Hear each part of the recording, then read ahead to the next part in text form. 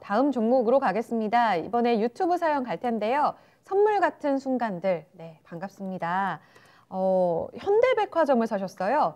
77,700원에 비중이 40%로 좀 꽤 많이 들어가셨습니다. 일단 수익권이시네요. 너무 축하드립니다.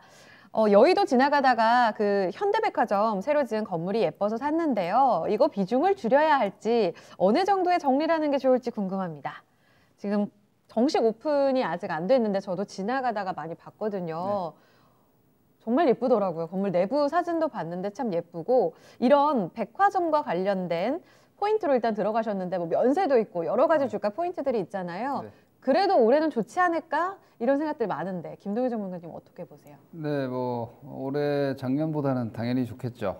경기가 좀 회복이 되고 이제 네. 백신이 보급이 돼서 코로나 이후 경제 상황이 된다면은 네. 이제 작년 대비해서 기저 효과를 누릴 수 있겠지만 하나 생각하셔야 되는 부분이 코로나 이전에 좋았느냐.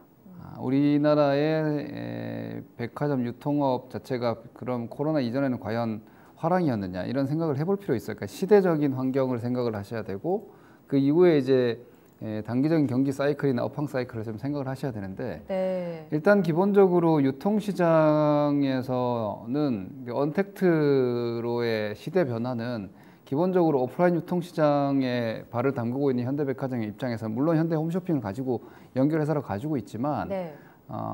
뭐 아시다시피 여러분들이 이제 뭐 해외 직구 뭐 명품 매장들이나 이런 것들이 지금 다 없어지고 있다고 해요. 왜냐하면 거기 그냥 쇼룸 정도밖에 쇼윈도에서 구경하고 실착해보고 다 주문을 온라인으로 직구해버리니까. 맞아요. 근데 뭐 백화점이나 이런 쪽에서도 오히려 백화점에서도 고급 명품이 아니라 좀 더 매출 위주로 갈 수 있는. 그래서 계속해서 신세계 스타필드라든지 이번 여의도 같은 경우도 마찬가지고 그런 그냥 몰 위주로 맞아요. 사업을 돌리고 쇼핑, 있죠. 종합 쇼핑 그렇죠. 공간이라고 해야 될까요? 근데 문화 그건 공간? 절반은 부동산 투자예요. 절반은 부동산 투자이고 나머지 절반은 매출과 그냥 현상을 좀 유지하기 네. 위한 대단한 성장을 위해서 하는 게 아니에요. 그렇구나. 신세계 스타필드도 마찬가지인데 그렇다면은 사실 현대백화점 쪽에 저희가 예를 들어서 지금 시점에서 우리가 투자를 할 때는 사업을 어떤 걸 한다라고 따졌을 때 내가 어떤 사업에 지금 투자를 하는 게 좋을까를 따지면 네. 사실 가장 좋은 투자에 대한 아이디어가 떠오른다고 저는 보거든요. 그러니까 지금 예를 들어서 우리 시청자님께서 돈을 엄청 큰 돈을 가지고 내가 어떤 신규 투자를 하겠다. 백화점 투자하겠냐는 거예요. 지금 시점에서. 그렇게 따지고 보면은 사실 상대적인 매력은 좀 떨어지죠. 그러니까 안정성은 있습니다. 왜냐하면 우리나라 유통시장이라는 게 그대로 뭐 세상이 돌아가는 한은 경제가 순환할 테니까. 네. 그리고 뭐 저는 개인적으로 포화 상태라고는 봐요. 오프라인 유통시장이 지금보다 더 커져서 막 외형이 커지고 이건 쉽지 않습니다. 아시다시피 지금 여의도에 짓고 있는 몰 역시도 그냥 말 그대로 여의도의 상징적인 랜드마크가 될 수도 있고 그리고 많은 유동인구가 있을 수 있지만 신세계 스타필드가 매출이 그렇게 높지 않거든요. 유동인구에 비해서. 그냥 말 그대로 이게 사람들의 문화 공간이 되고 있는 거지. 네. 거기서 일예로는 그런 말이 있어요. 스타필드에서 매출이 제일 많이 나오는 데는 식당입니다. 이렇게 맞아요. 얘기가 나오면 그러면은 맛집 때문에 가죠, 많이. 그럼 현대 푸드 시스템이 낫겠죠. 그러니까 이런 쪽으로도 오히려 생각을 해볼 수 있어서 저는 그로 인한 상승세는 좀 제한되지 않을까라고 보고 있고요. 네. 지금 주가 보고 밸류 보고 잠깐 정리를 제가 의견을 좀 해드리겠습니다. 네. 자, 코로나 이전에 현대백화점이 주가가 보시면은 2019년 하반기에도 주가 사실 내리막을 타고 있었습니다. 여기 박스가 이렇게 깨져 있었죠, 이렇게. 그 상태에서 코로나를 맞았지 않습니까? 네. 그리고 지금 이렇게 복원이 되고 있기 때문에 저는 9만 원 선 정도를 잘 사셔서 수익이 난 거예요.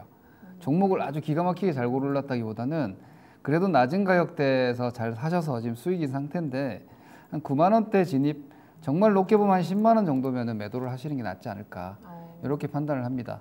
이건 앞서 말씀드린 그 외형에 대한 성장성이 제한된다라는 측면 때문에 네. 저평가가 계속될 거예요. 원래 성장이 없으면 싸게 거래가 되는 거거든요. 왜냐면은 인플레이션 이외에 성장 요인이 없고 그럴 경우에는 성장 프리미엄이 붙지 않기 때문에 이제는 뭐 가치주가 PB 밸류 기준으로는 뭐 0. 몇 %, 그러니까 청산 가치보다 낮은 주가에서 거래되는 게 뭐 거의 시장이 그냥 용인하는 상황이 돼버렸거든요.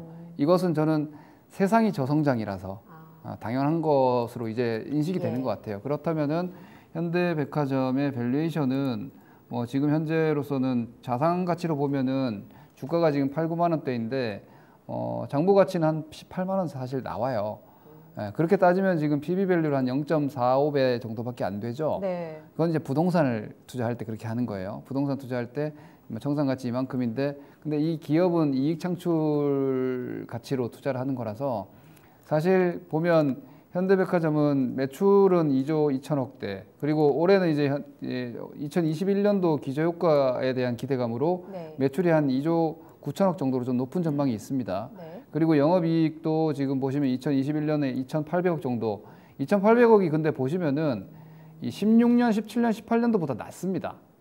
그죠? 2016, 17, 18년도 구간이 영업이익이 한 3,500대 정도 나왔으니까 사실 그렇게 많이 수익이 나는 게 아니죠, 영업이익이.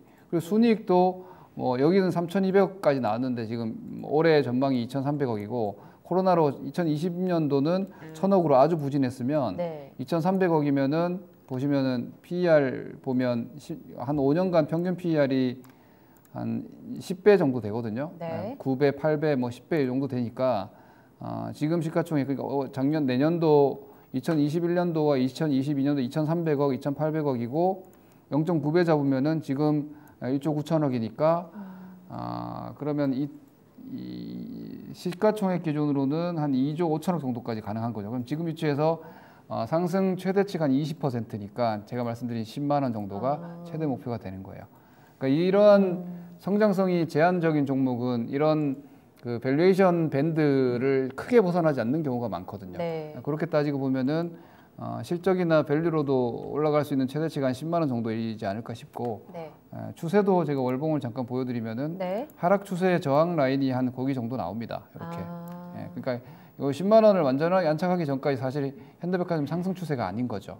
코로나로 거래량이 많이 들어왔기 때문에 뭐 그에 대한 예외적인 변동은 좀 있을지 모르겠지만 현재로서는 10만 원을 목표가로 하시고 좀 보수적으로 잡는다면은 9만 원 선에서 좀 더 고성장주로의 이동이나 이런 쪽으로 한번 생각을 해보시면 될 것 같습니다.